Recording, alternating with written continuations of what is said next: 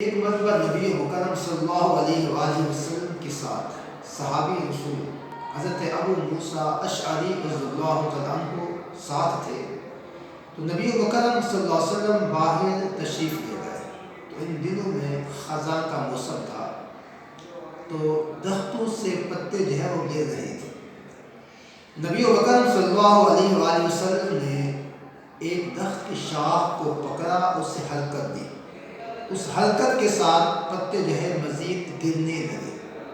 تو نبی مکرم صلی اللہ علیہ وسلم نے فرمایا، اے ابو موسیٰ اشعری، جیسے اس درخت کے پتے گر رہے ہیں، جب بندہ مومن پانچگانہ نماز ادا کرتا ہے، نماز کی پابندی کرتا ہے، نماز کو خشوع و خضوع کے ساتھ ادا کرتا ہے، تو اسی طرح اس کے جسم سے گناہ بھی گر جاتے ہیں. جیسے یہ شاخ پتوں سے صاف ہو گئی ہے، تو بندہ مومن کا جسم نماز ادا کرنے سے گناہوں سے پاک اور صاف ہو جاتا ہے.